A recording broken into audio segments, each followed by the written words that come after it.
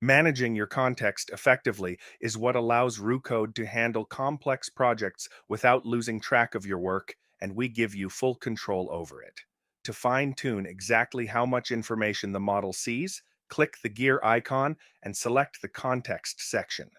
At the top, you'll find limits for open tabs and workspace files.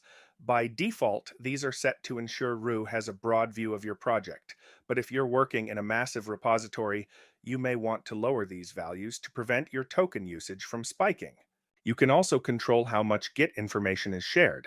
Setting the Git status max files to 0 will disable this context, but giving it a small limit allows Roo to see which files have changed, and it always includes your current branch info as long as the value is above 0.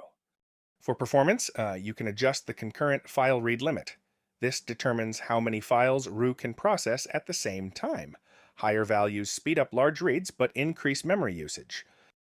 If you use a rooignore file, you can toggle whether ignored files are completely hidden or shown with a lock symbol.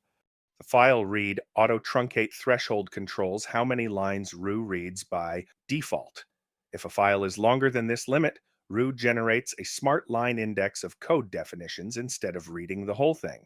If you want to force Roo to always see everything, you can simply check the Always Read Entire File box.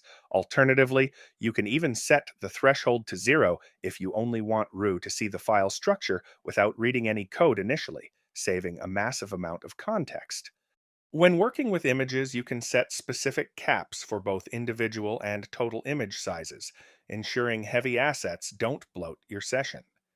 To help Roo fix bugs more effectively, enable Include Diagnostic Messages.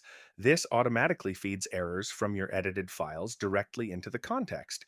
You can limit the number of messages to prioritize critical errors over minor warnings and even add a delay after writes to give your diagnostic tools time to detect problems. You can also choose whether to include current time and API cost information in the system prompt. While helpful, some models can be sensitive to these details, so you can disable them if you notice the AI stopping work due to time or budget concerns. The last section covers intelligent context condensing. When you enable the automatically trigger checkbox, you unlock an advanced threshold slider. This sets the percentage of your context window that, once reached, triggers an automatic condensation. You can set a global threshold for all profiles or customize it individually for each one to ensure your sessions stay lean and efficient, regardless of which model you're currently using. So, tweak these controls to find the right balance for your project and let us know your feedback.